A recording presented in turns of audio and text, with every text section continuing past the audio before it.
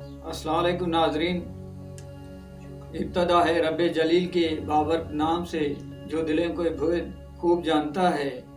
ناظرین، آپ دیکھ رہے ہیں ٹریس ٹی وی کے تھرو پروگرام ہم اور ہمارے لوگ، اور جس کی ڈائریکشن کر رہے ہیں جناب بلاول صاحب، اور ہمارے آج کے کیمرہ مین ہیں جناب سجاول صاحب، اور اس پروگرام کے ساتھ تعاون کیا ہے جناب بلاول بیوس اور ثناءاللہ بھٹو نے۔ ناظرین، یہ بات میں پہلے بھی آپ سے عرض کر چکا ہوں کہ ہمارے اس پروگرام کا مقصد ہے کہ جتنے بھی ہمارے علاقے کے آرٹسٹ گمنام ہیں ان کو منظر عام پہ لانا، ان سے بات چیت کرنا، ان سے آپ کو ملانا۔ تو اسی حوالے سے آج ہمارے ساتھ بھی ایک ہستی موجود ہیں، اور وہ اچھے شاعر، رائٹر، ادیب، اور ہمارے لہڑی کے نامور شاعروں میں ان کا نام آتا ہے۔ وہ بہت اچھے اور عمدہ خیالات کے مالک ہیں۔ تو ناظرین، ہم آپ کو آج ان سے ملواتے ہیں، تو میں ان سے آپ کو ملواتا ہوں جناب وحید منتظر صاحب۔ السلام علیکم وحید صاحب۔ وعلیکم السلام۔ کیا حال ہے جناب؟ خیریت سے ہیں؟ الحمدللہ خیر سے، آپ سنائیں خیریت سے؟ سب سے پہلے تو ہم آپ کا شکریہ ادا کرنا چاہتے ہیں کہ آپ نے اپنا قیمتی وقت نکال کر ہمارے اس پروگرام کو چار چاند لگائے، اس کے لیے ہم دوبارہ آپ کا شکریہ ادا کرنا چاہتے ہیں۔ تو ہمارا یہ سلسلہ اسی طرح چلتا رہتا ہے، یہاں آپ سے کچھ سوالات ہم کریں گے جو جوابات آپ کو دینے پڑیں گے، تو اس لیے آپ کی طرف آتے ہیں اور پہلا سوال آپ سے کرتے ہیں کہ آپ نے شاعری کی ابتدا کب کی؟ دیکھیں، شاعری تو میں نے بہت ہی پہلے کی تھی، شاعری کی ابتدا کی تھی 2004 سے۔ میں نے 2002 سے لے کر شاعری کی ابتدا کی تھی۔ جب شاعری کا مکمل شوق لگا تو میں یہ سمجھ رہا ہوں کہ 2004 سے لے کر جی 2004 سے اسٹارٹ کر دی تھی شاعری۔ اور یعنی کہ جیسا کہ ہر فیلڈ میں، یعنی کہ ہر ہنر میں کوئی نہ کوئی استاد ہوتا ہے، استاد کے بغیر تو کوئی ہر کام ادھورا ہوتا ہے۔ تو ادب کے میدان میں آپ کا استاد کون ہے؟ تو جب پہلی مرتبہ 2004 میں میٹرک میں تھا، تب وہاں پہ استاد احمد بشار صاحب تھے۔ استاد احمد بشار صاحب کو میں نے استاد مانا تھا، وہاں سے ہمیں شاعری کا جو جراثیم تھا وہاں سے لگا تھا۔ جی استاد جی۔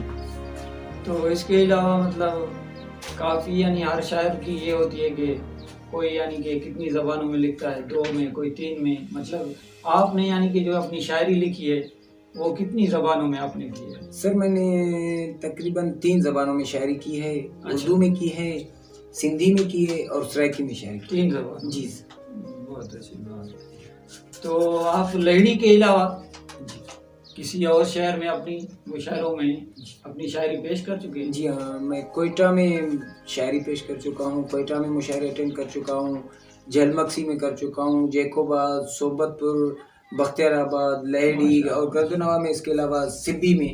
ماشاءاللہ ماشاءاللہ، یہ تو بہت اچھی بات ہے۔ تو اسی لیے اگلے سوال سے پہلے ہم چاہیں گے آپ کو کچھ 2-3 اشعار سنانا چاہیں تو سنا دیں ناظرین کو۔ بڑی مہربانی۔ کہ ایک شعر ہے کہ میرے دل میں، میرے گھر میں، میرے قصے میں آ جائے، میرے دل میں، میرے گھر میں، میرے قصے میں آ جائے، کوئی تو حل نکالو وہ میرے حصے میں آ جائے۔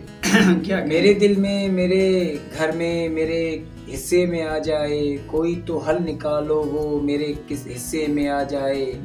انا ہے دوڑتی اس کی رگوں میں خون کی مانند، انا ہے دوڑتی اس کی رگوں میں خون کی مانند، پلٹ کر لوٹ آئے گا کبھی غصے میں آ جائے۔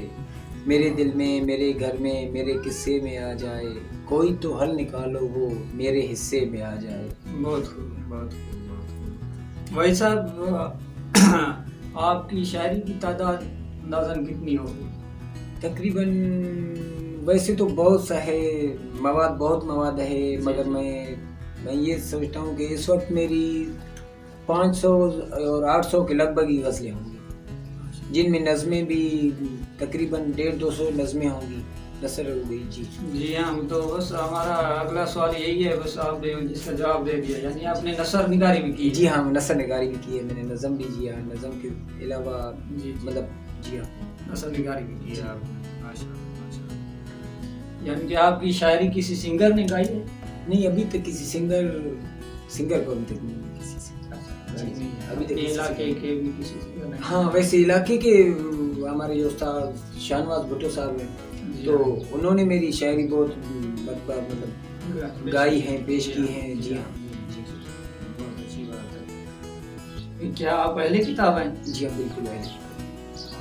اس کتاب کا ناظرین کو نام بتا دیں. جی ہاں، ہماری مشترکہ بلوچستان کی مشترکہ جو شعراء تھے ان پہ کتاب تھی خوشبو بلوچستان کے نام سے. خوشبو بلوچستان. جی ہاں، یعنی کہ آپ بھی اس میں شامل تھے. الحمدللہ، بالکل. کیا آپ نے کسی اخبار یا رسالوں میں اپنی شاعری شائع کرائی؟ ہاں، بچپن میں کرائی تھی. جب اخبار آتا تھا اپنا آزادی کوئٹہ سے جو شائع ہوتا تھا، وہاں پہ شاید ہفتے کے دن یا جمعے کے دن ان کا پیج ایک آتا تھا بزم سخن کا، تو ان میں غزلیں اور شعرات شائع ہوتی رہتی تھی. جی ہاں، اخبار میں. جی ہاں، رسالوں میں مطلب رسالے بھی تھے کچھ ان میں بھی. جی ہاں، آپ نے لکھا ہے. ہاں. جی ہاں، رسالوں میں میں نے. جی ہاں. جی آپ کی شاعری کی یہ ایک سوال ہے. جی، اس کو آپ مائنڈ نہ کریں. جی بولیں. کیونکہ ہمارے پروگرام کا بس ناظرین کو یعنی کہ یہی مقصد ہوتا ہے جی کہ جو ہمارے پاس جو مہمان آتے ہیں جی تو اتنا بھی مشکل سوال نہیں ہے. تو یعنی کہ آپ نے آپ شاعری کی ابتدا جو کی جی اس کا یعنی کہ کیا تھا، کہ محبت میں کی یا ایسے شوقیہ کی؟ عجیب سوال ہے. تو یہ سوال تو آج کل لوگ کہتے ہیں کہ عاشقی شاعری شروع کی تھی. نہیں، ہمیں استادوں کے کرم تھے ہم پہ. استادوں کا پڑھانا ایسا تھا کہ جب وہ پڑھاتے تھے تو جس طرح وہ ہمیں تشریح کراتے تھے، مطلب جو بھی شعر ہوتا تھا علامہ اقبال کے آگے بھی غزلیں ہوتی تھی ان کی تشریح کرتے تھے، وہاں سے یہ ہمیں مطلب اس کا ایک شغف لگا تھا جو شاعری کا. وہاں سے ہمیں میٹرک سے مطلب یہ شوق لگا تھا. نہ کسی محبت کا اس میں عمل دخل ہے اور نہ ہی کچھ، اپنا شوق ہے، اپنی محبت تھی. جی ہاں، خود سے محبت تھی، وہ شاعری سے محبت. شاعری سے؟ جی ہاں، شاعری سے. نہیں، ویسے اکثر ہوتا ہے کہ ہر شاعر کے پیچھے جو کسی عورت کا ہاتھ ہوتا ہے. نہیں میرے پاس پھر وہ ناکام ہو یا کامیاب. بالکل صحیح ہوتا ہے اسی طرح. اسی لیے آپ سے یہ سوال کیا. تو آپ کس شاعر سے زیادہ متاثر ہوئے؟ ہر کسی کا اپنا ایک پسندیدہ شاعر ہوتا ہے. تو میں جہاں تک میرا خیال ہے تو میں نے بہت سے شاعر پڑھے ہیں. جو سب سے زیادہ مجھے مطلب بہتر لگا وہ جون ایلیا صاحب. جی ہاں، بہت بڑے شاعر. تو ایک اور سوال اسی طرح کہ جب آپ مشاعرے میں جاتے ہیں، وہاں اپنی شاعری پیش کرتے ہیں، تو اس وقت آپ کی فیلنگ کیا ہوتی ہے؟ فیلنگ سے مطلب وہاں پہ اسٹیج پہ بیٹھے کیفیت کیا تعریف ہو جاتی ہے. نہیں، میں کوئی بھی خود پہ کیفیت تعریف نہیں کرتا. جب میں اسٹیج پہ آ جاتا ہوں میں یہ سمجھتا ہوں کہ یہ سارے جو اسٹیج ہے خالی ہے، سارا جو حال ہے خالی ہے. اسٹیج پہ میں ہی بیٹھا ہوں اور میں خود کو سنا رہا ہوں. میرے سامنے کوئی بھی بندہ نہیں آتا. میں نہ نروس ہو جاتا ہوں نہ کچھ. الحمدللہ میں بہت ہی دلیرانہ انداز سے مطلب پڑھتا ہوں.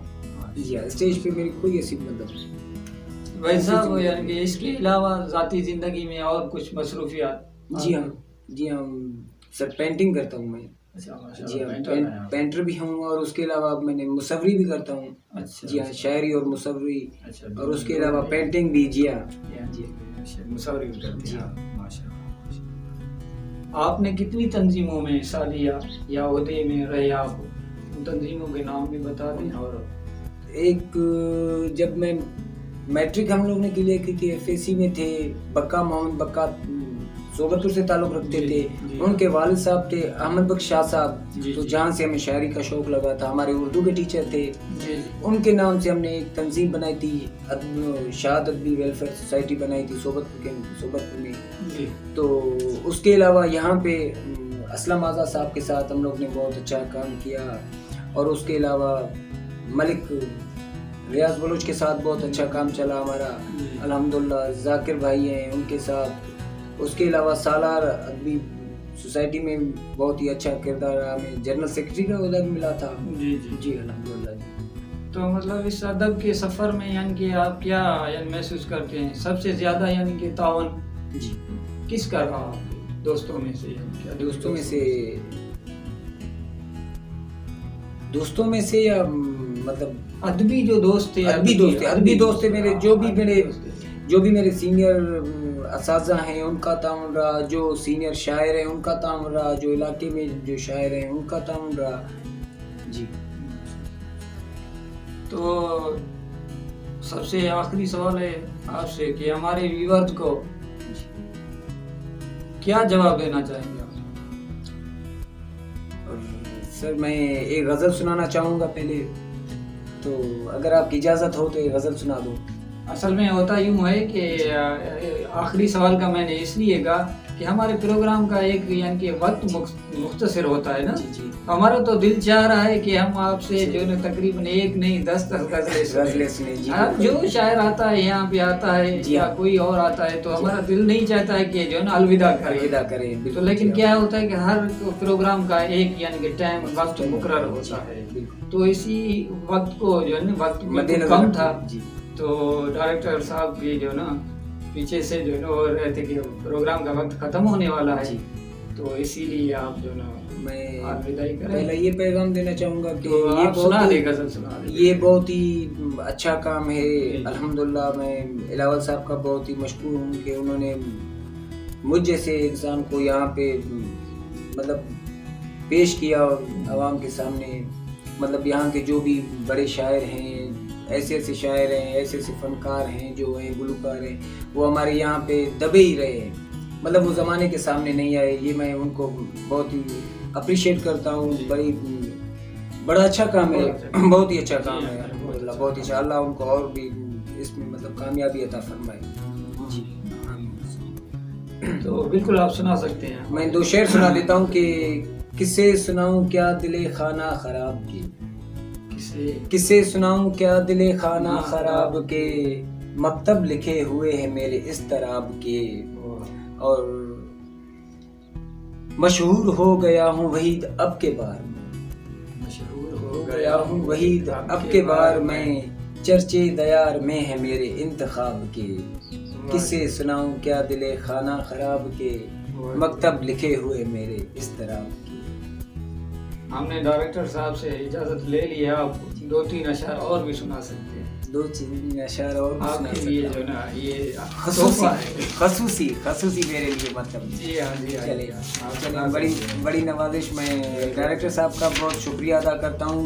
چند شعر سنا دیتا ہوں کہ درختوں پہ لکھے وعدے مٹا کر بھاگ آیا ہوں، درختوں پہ لکھے وعدے مٹا کر بھاگ آیا ہوں، سبھی آنکھوں کے پردے میں ہٹا کر بھاگ آیا ہوں. وہ راہیں وہ ڈگر وہ گھر ذہن میں نقش ہیں اب تک، نشاں سب لوٹ جانے کے مٹا کر بھاگ آیا ہوں. جلا کر راکھ کر دے گی میرے ماضی کے صفوں کو، جلا کر راکھ کر دے گی میرے ماضی کے صفوں کو، شمع ایک اپنے کمرے میں جلا کر بھاگ آیا ہوں. اور غریبی میں یہی سوغات تھی سو اتنا کر پایا، غریبی میں یہی سوغات تھی سو اتنا کر پایا، دلا سے دے کے بچوں کو سلا کر بھاگ آیا ہوں. اور وہ بھولی بسری چند یادیں میرے جیون کا حصہ تھی، وہ بھولی بسری چند یادیں میرے جیون کا حصہ تھی، ندی کے موڑ پہ سب کو بہا کر بھاگ آیا ہوں.